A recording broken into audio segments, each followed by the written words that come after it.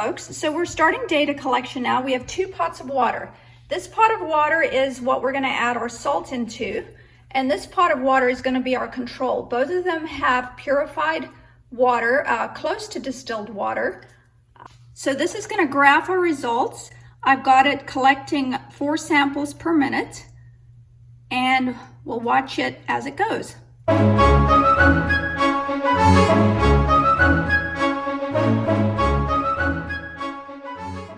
Okay folks, so I want to explain the concept of molarity. Molarity is one way that we can analyze the strength of a solution. The formula for molarity and its symbol is a capital M. So someone with a sloppy handwriting like me has to be very careful. I actually make my students make my capital M have pointy tops so that we know that's a capital M, because a lowercase m of course means meters. So molarity is moles per liter. So in this pot right here, I have 1 liter of water heating up. There's no salt added to it. In a minute, I'm going to add 20 grams of salt. So how many moles is 20 grams of salt? Well, I can make a conversion using dimensional analysis from grams of salt to moles of salt. This is how much salt I have, 20 grams of salt. I divide it by its molar mass. Remember, I get the molar mass from the periodic table. The molar mass of Na is 23, of Cl is 35.5, which makes 58.5 grams. So there are 58.5 grams of NaCl in 1 mole of NaCl. This line means divide. When I divide, I get 0.342 moles of salt. So my molarity is going to be 0.342 moles of salt. I have 1 liter, and it's going to be 0.342 molar.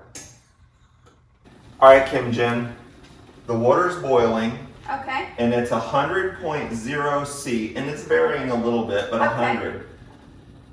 You're telling me that no matter how long this boils, it's not going to go above 100 degrees Yes. C.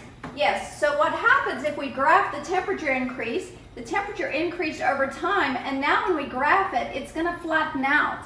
And it flattens out because now the temperature isn't increasing anymore. So what's all that But heat why doing? isn't the temperature increasing? Because originally the increase in temperature was the increase in kinetic energy, and then once it hits boiling point, now that kinetic energy is being converted to potential energy. There's an increase in potential energy, but your thermometer does not measure that.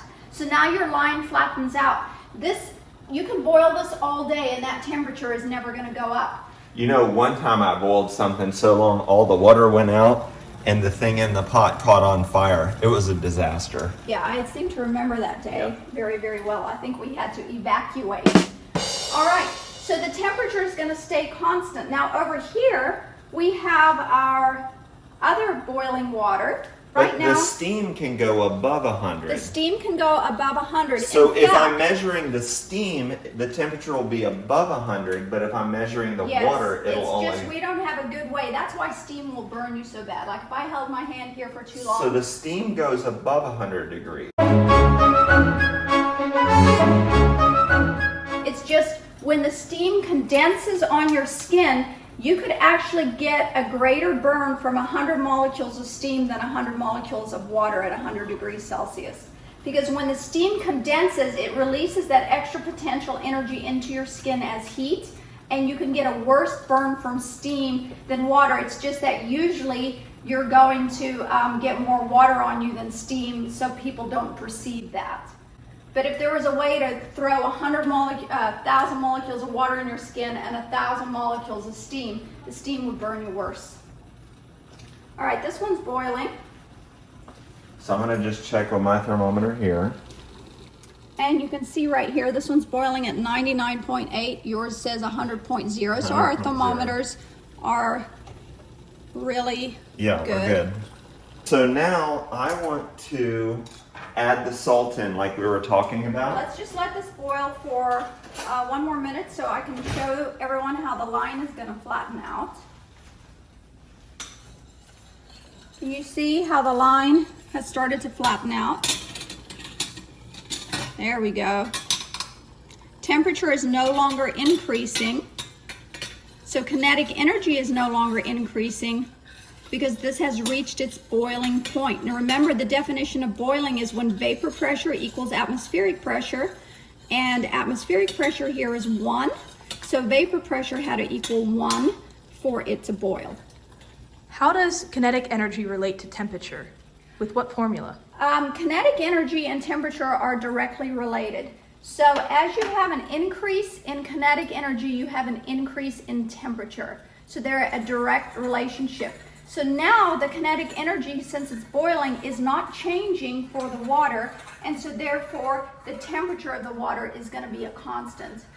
So kinetic energy is motion, and motion has speed, and speed has velocity. So temperature is correlated to velocity. Kinetic energy is correlated to velocity, but potential energy is not. Okay. Hey, Brito. Hey, no matter how safe it is from now on, I'm wearing safety goggles. No matter how safe it theoretically is, I'm wearing safety goggles. Yours are cooler than mine, though.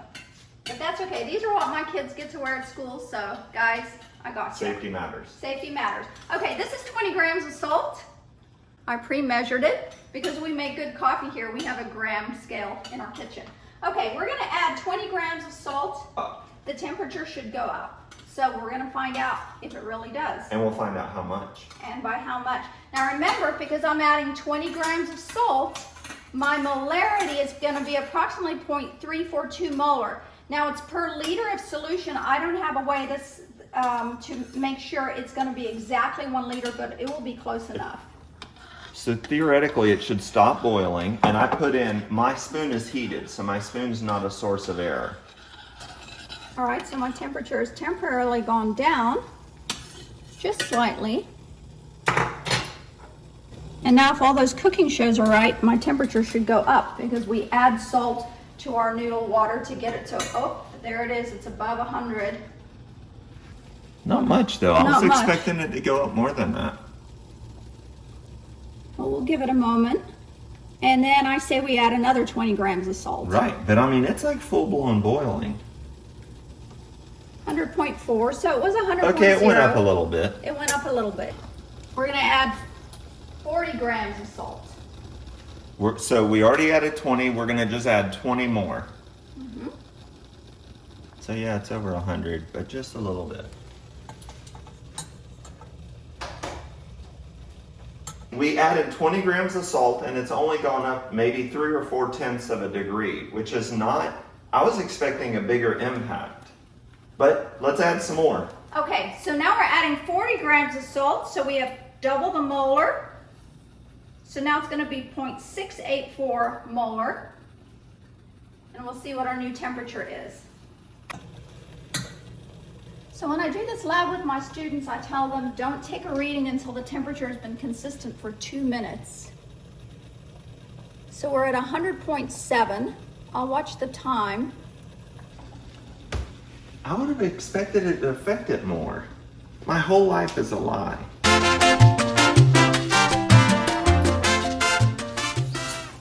That's why my mom cooked with a pressure cooker. So it looks like it's 100.6. Can we do 20 more? Go for it.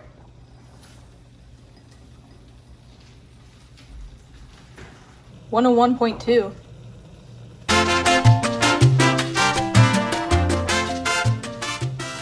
So look here, 60 grams of salt that we have right now is pretty close. 60 divided by 58.5 is pretty close to 1 mole, which is pretty close to 1 molar. So we have a 1 molar concentration of salt right now. Okay, let's add one last 20 to this.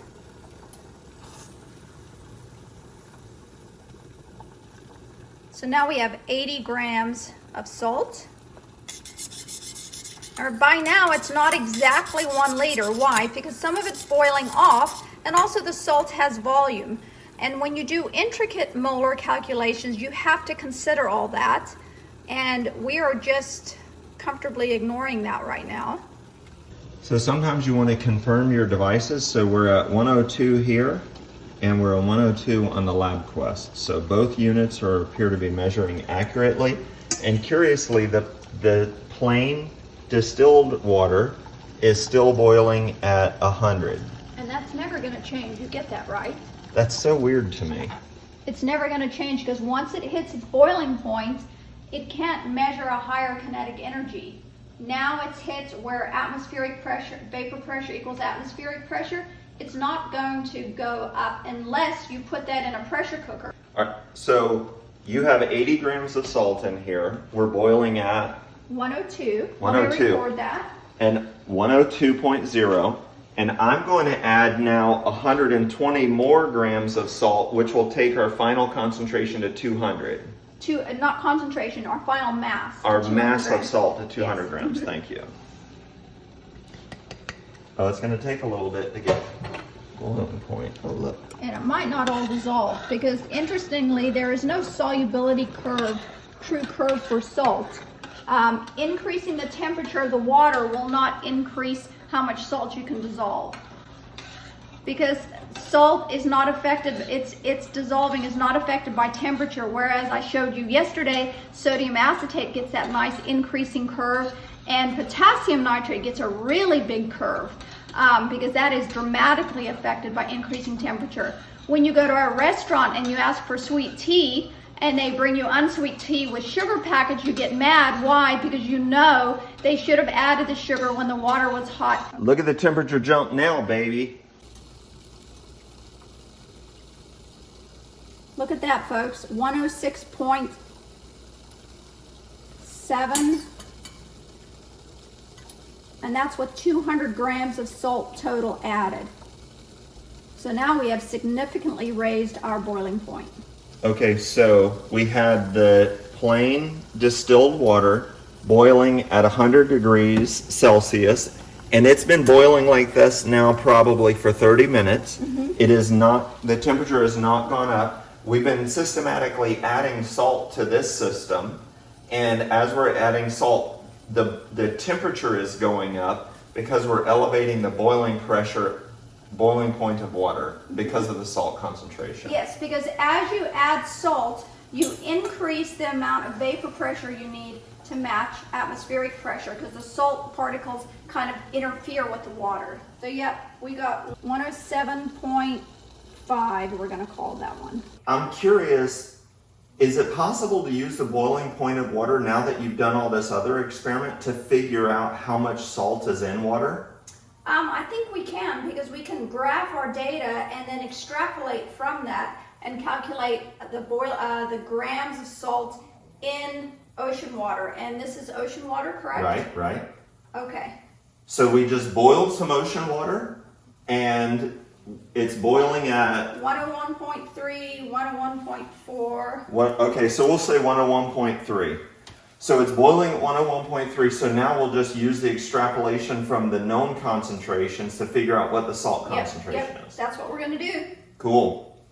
This experiment, we showed water without salt boils at 100 degrees C, and water with 200 grams, 1 liter of water with 200 grams of salt. When I picked it up, When I picked it up, the probe hit the bottom. What happens when the probe hits the bottom? It's touching the heating element, and it's not measuring the true temperature of the water.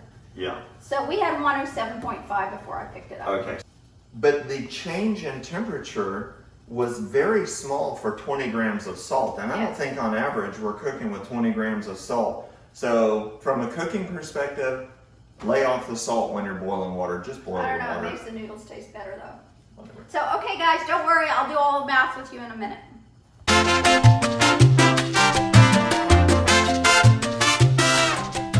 So folks, the data we got is actually very good, and I'm quite excited because once again, kitchen science is working wonderfully for us. All right, so this is the data that we graphed, and you can see this dotted line here. This is our best fit line, and you're going to make your own graph tomorrow in Excel, and we'll talk more about that later. But this is the equation for our best fit line. So if we go in and we plug in our Y value for the boiling salt water is right here. It was 101.3. That's what we got. So if we take that best fit line and we plug in the y value for it, 101.3 equals 0.339x plus 100, then we get, subtract 100 from both sides, we get 1.3 equals 0.339x. Now we're going to divide both sides by 0.339x. This is some neat handwriting, folks. Sorry. 39. And when we do that, x, I'll pause the video for 5 seconds while you work out x. X is 38.348. So what does that mean? That means when we boil the salt water at 101.3, we got a value of approximately 38 grams of salt water per liter of water. This was our ocean water. And if you go and look up the grams of salt per liter of water of ocean water, guess what the value is?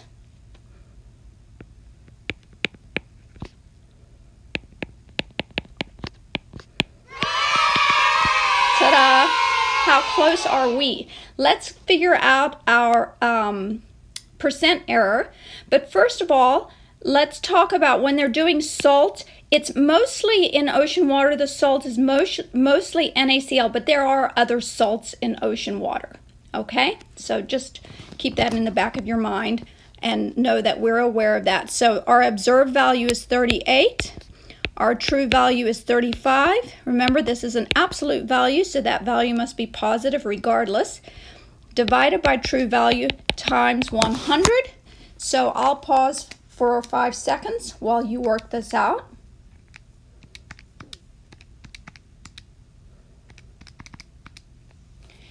And you should have gotten an 8.6% error. That's not bad at all for kitchen science, folks.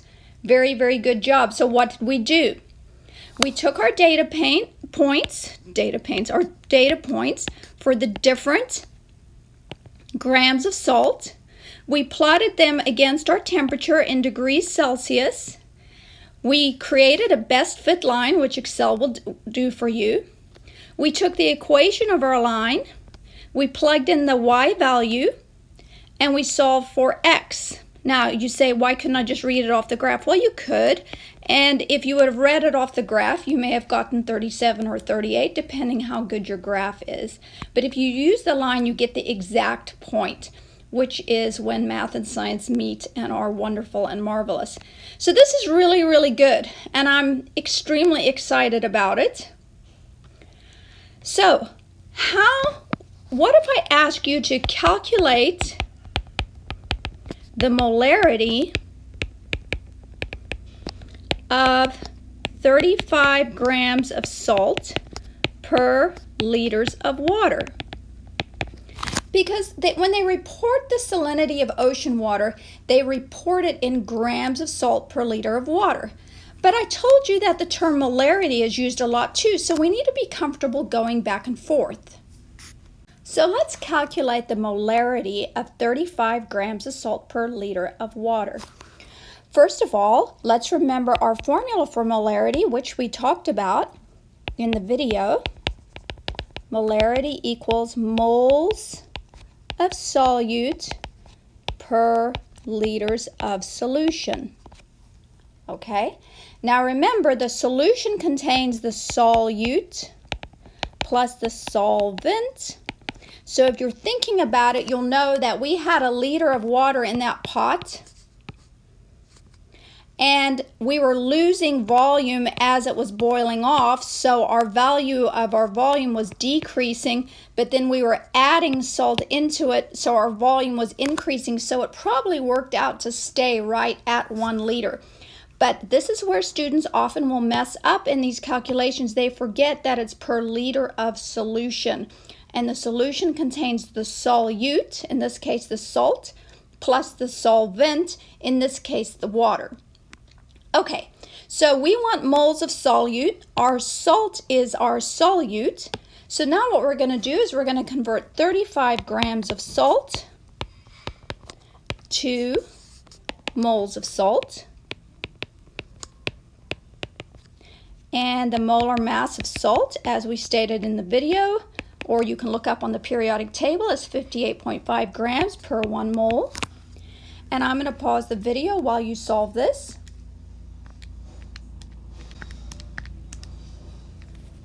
And you should get 0.598 moles of salt.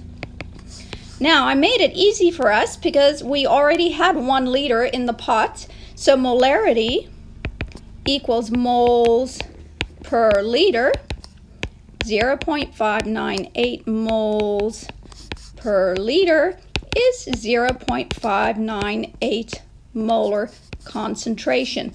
So folks, if someone says to you the salinity of ocean water is 35 grams per liter, you can say, and that is equivalent to 0.598 molar.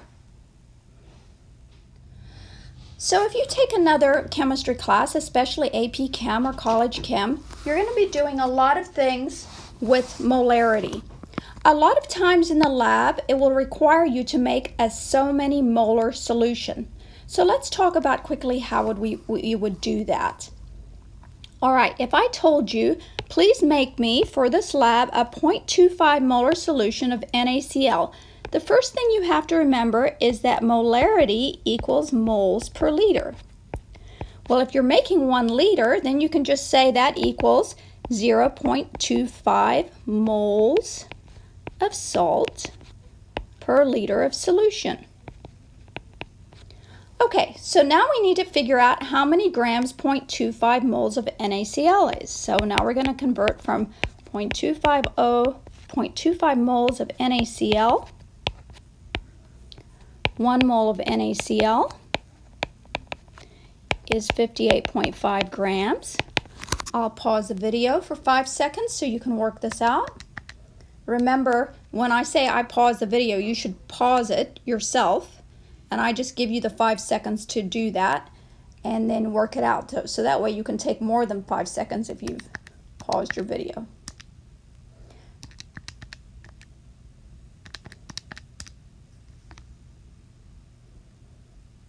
Okay, and you should have gotten 14.6 grams of salt. So what does that mean? That means if I want to make a 0.25 molar solution of NaCl, I'm going to need 14.6 grams of NaCl in 1 liter. Now you have to be careful. You don't start with 1 liter of water, because if you started with 1 liter of water and you added salt to it, what's going to happen to your volume? Your volume is going to be higher and you're actually going to not then have a 0.25 molar solution. So how do we get around that? Well, what we do is we start with, here's our liter mark. We start with less than 1 liter. So this is our water. And then we go in and we add in our 14 grams of salt and we stir. And then that's going to raise the volume up a little bit because we just added something to water. And then once we've got it dissolved, then we bring the volume up to exactly 1 liter. And that ensures that we have exactly 1 liter of solution, because remember, the solution is the solute plus the solvent. Okay, so what did we do?